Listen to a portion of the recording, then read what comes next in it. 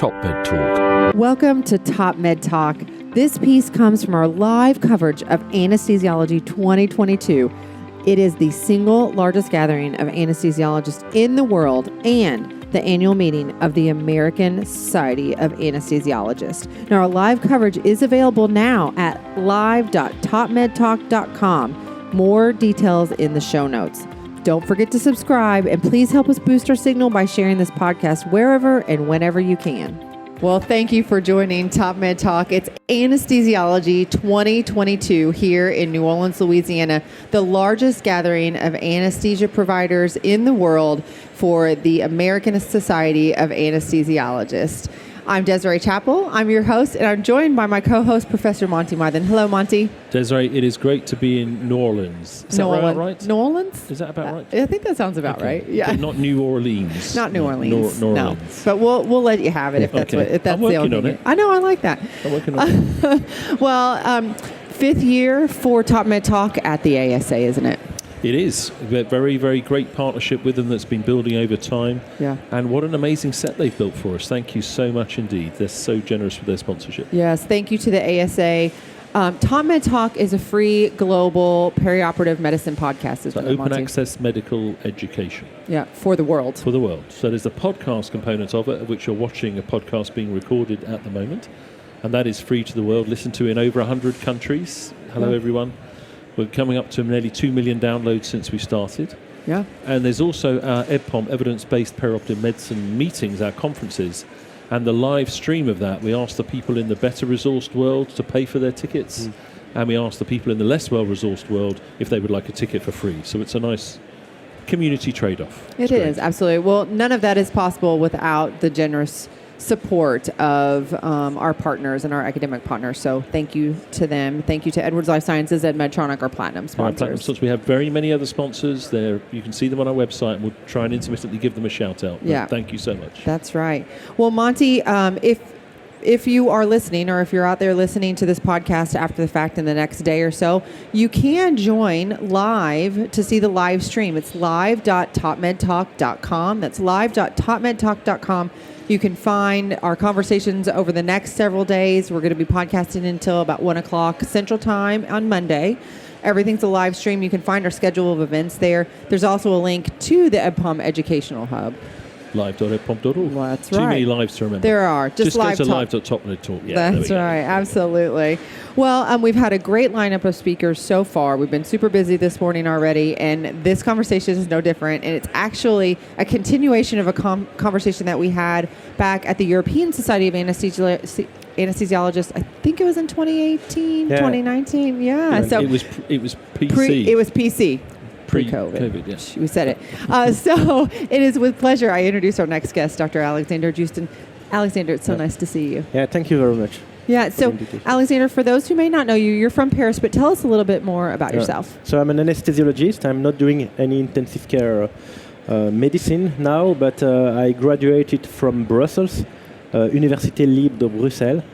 I did 4 years as a young resident, and then as a young junior faculty before joining Paris, Bicêtre and Paul Brousse Hospital now, where I do a lot of major abdominal surgery, including liver transplant surgery. Very good. Yeah. Well, last time we were able to talk to you and catch up with you, we had a lot of conversation around automated systems, closed loop systems. We were having that conversation about like fly-by-wire. I mean, it's a really great conversation. If you did not hear it, you can actually find it at topmedtalk.com. It's a previous conversation from ESA. A lot has transpired since then, I think. But Monty, you want to set the stage for us just a little bit? Well, I mean, we understand the concept. The closed loop concept has been there for a very long time. And in flying, for example, following man landing on the moon, you got the sort of fly-by-wire theory. In other words, the human being is still making the decision, but the systems are helping you to smooth out that, as opposed to a fully closed loop, which some diabetics now are using fully closed loop administration of insulin to keep their blood sugar under control.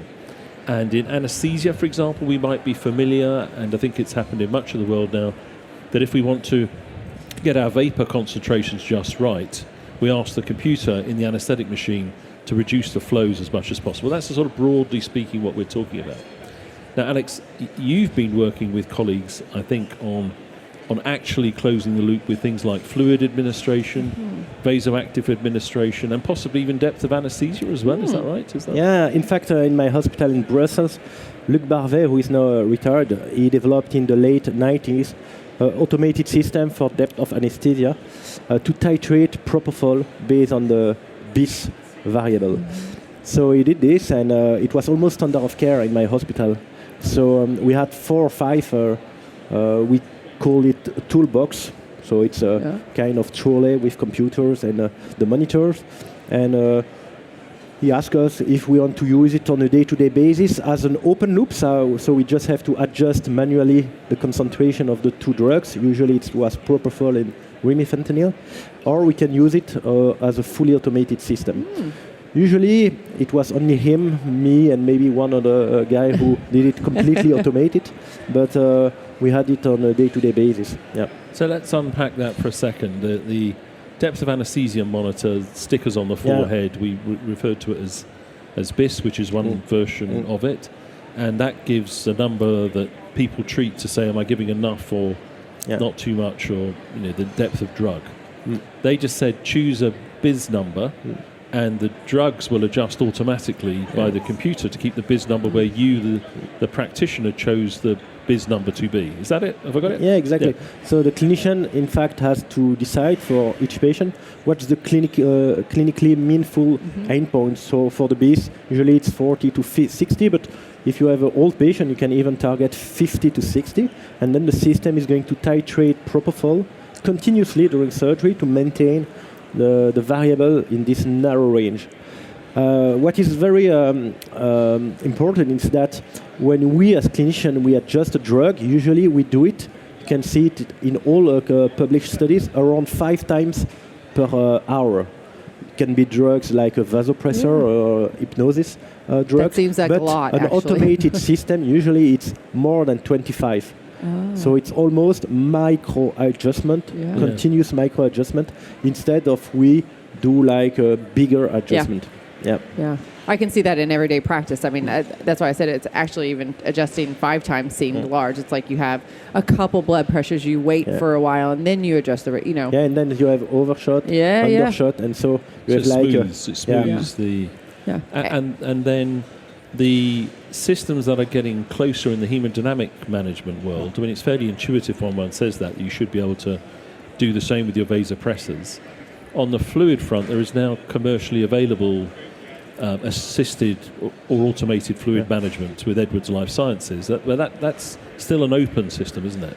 Yeah, and I think it's well appreciated because if you try to provide to a clinician a fully automated system directly, the clinicians won't use it because today they do as they want, and if tomorrow you just tell them use a fully automated system, it's not well. So to have in between something which is just going to recommend an action, but you as a clinician have to say yes, I'm going to do it, it's still better. So it's well appreciated. Professor Dr. Maxime Cannesson was going to be joining us. He got delayed, but hi, Maxime, we'll catch up with you later. His name and others have been associated with bringing that forward to actually become a commercially available product with Edwards Life Sciences. So that's something that's here today. Yeah. That system, as I understand it, fluid is administered, and then the hemodynamic changes are fed into a sort of learning form of artificial intelligence. So it suggests not only when, but how much fluid you should give next. Is that about it? No, it's just recommend that a bolus of fluid should be given to the patient because the system believes that after the bolus is given to the patient is going to be a fluid responder. Okay. So it's a kind of prediction, but each time you are going to give a bolus, the system is going to learn how the system reacts, how much stroke volume increases, how much stroke volume variation decreases, and from this, the system is going to recommend more precisely. So the more the system is going to recommend the bolus, the more precise the system is becoming. It's going to become. And so it may be a 500 cc bolus the first time, and then the next time it's a 250 bolus, and the next time it's like a 220 cc bolus. Does it get that? So the system is not going to recommend Fine. any kind of fluid or amount, Okay. just that a bolus should be given. Bolus should be Okay. given. That's good because once again the clinician has a real input to decide which kind of what amount and what type of fluid he wants to give. Now we'll come back to that one in a second because there's some big news in the space of what happens next with that technology, a grant that you've received, which I hope you'll share with us. If you then go to because the third component, sort of depth of anesthesia fluid vasoactives, they're all being tested and experimented on in different places around the world at the moment. We're seeing literature, that's much of it from you, coming through to say that is all possible. Yeah. In fact, not only our team, but multiple teams. But it's true that in clinical practice, published in human, in surgical patient, we are, for vasopressor and fluid, among the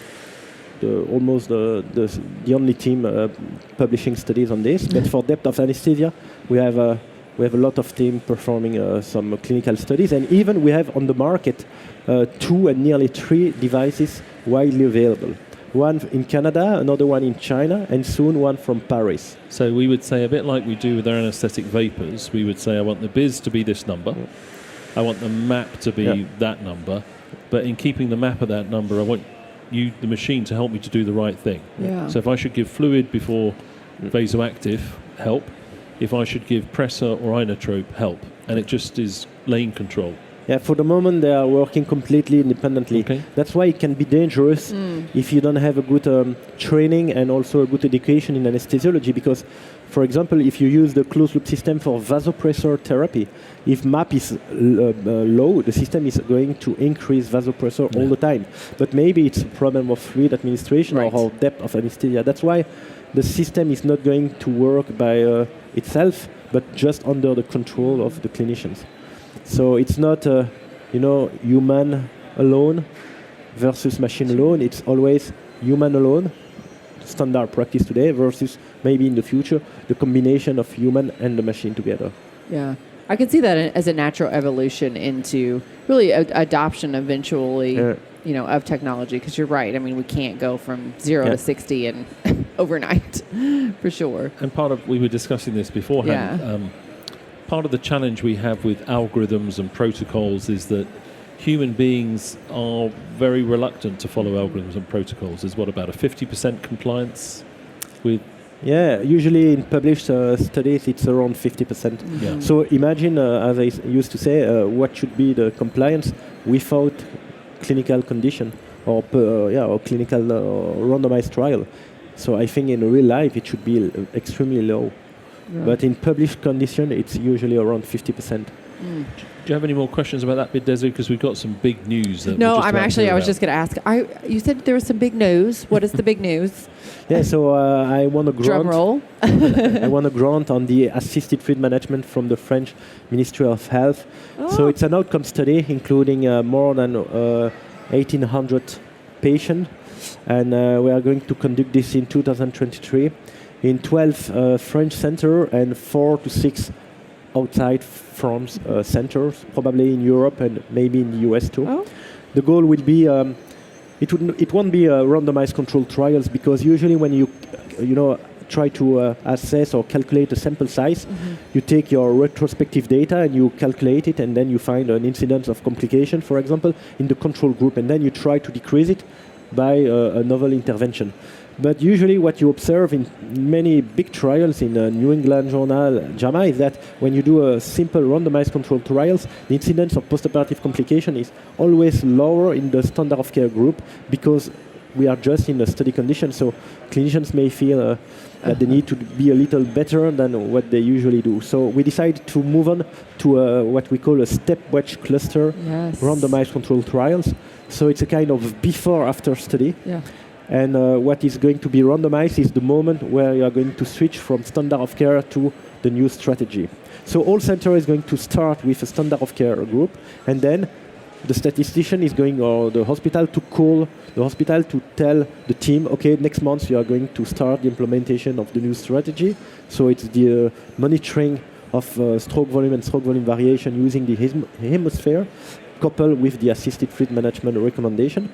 and this is randomized. And each center is going to start at a different moment. Okay. What is good is that in the control group, they won't know that it's a clinical study. So the team is going to do as usual, Yeah. So they will not be aware even that we are taking all the data after surgery. So if we're 3 hospitals, we carry on, we start, and we do what we usually do, and then Desiree gets switched on, gets the call in March, and then you get the call in May. And that's all randomized when that happens. This is so randomized. That's why it is. And then we know that we'll have maybe 1 week of training, and then all the future patient is going to start with the new strategy. The other thing is that with this, it's easier to recruit patient because the patient does not believe that he's randomized. There is no randomization of the patient, but a randomization of the beginning of a new strategy in the hospital. And so for the patient, it's easy. We just have to see him and just tell, can we keep your data of the surgery? And then probably we'll say, we change our strategy recently.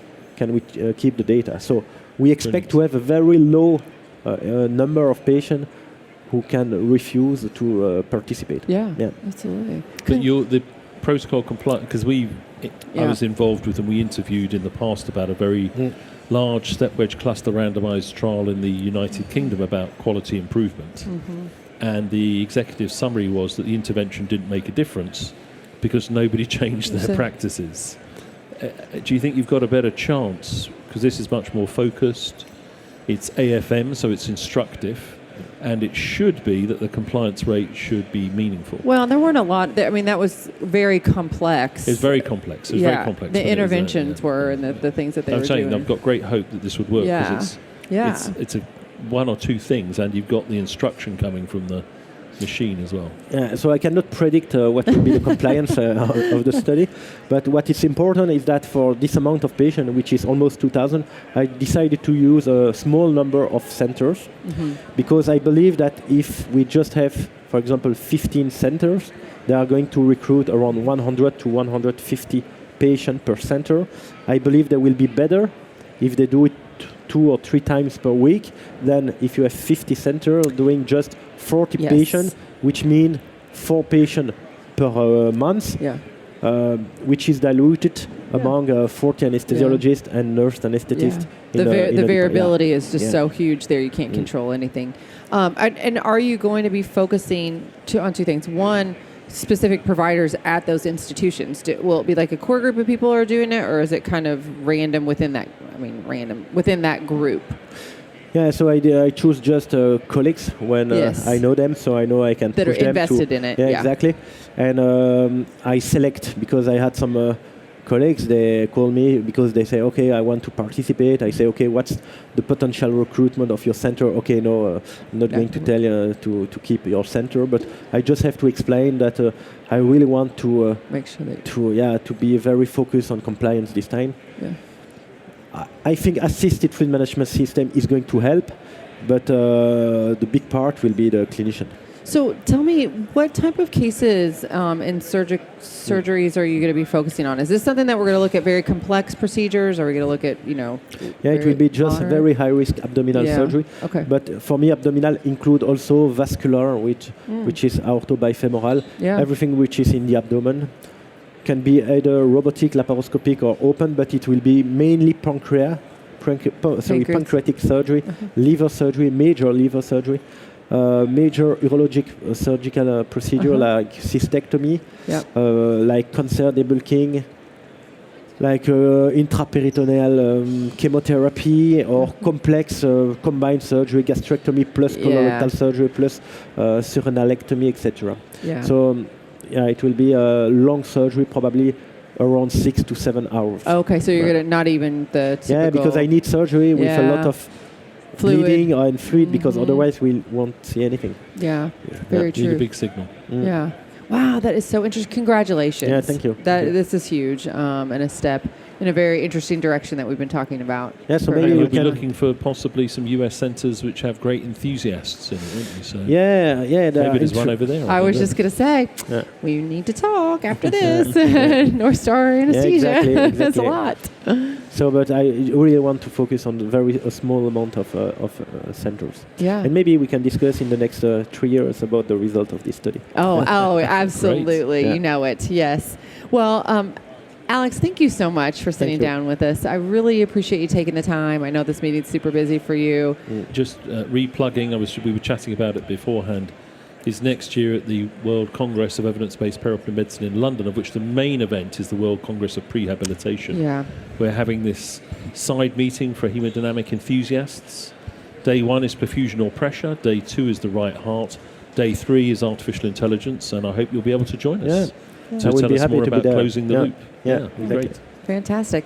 Thanks again so Thank you. much. Thank Thank you for listening to and watching TopMedTalk here at Anesthesiology 2020 in New Orleans, Louisiana, which is a good time for sure. If you want, check out more of TopMedTalk here at the meeting at live.topmedtalk.com. If you're interested in any of the topics that we talked about, and once you see the schedule, interested in any of those folks, do share that with your friends on Twitter, LinkedIn, Facebook. We're on all of those. And check out the live stream again, live.topmedtalk.com. Cheers. TopMedTalk. Thanks for downloading TopMedTalk. Don't forget to subscribe via your podcatcher. Don't forget to check us out on social media. We're on Twitter, Facebook, LinkedIn, and YouTube. And also, don't forget, TopMedTalk is the broadcasting arm of EBPOM, Evidence-Based Perioperative Medicine. We'd love you to find out more about that. If you check out ebpom.org, you can find low prices on some of the conferences we're organising around the world. Many of them are virtual and don't even involve you leaving your own home. Check out ebpom.org now.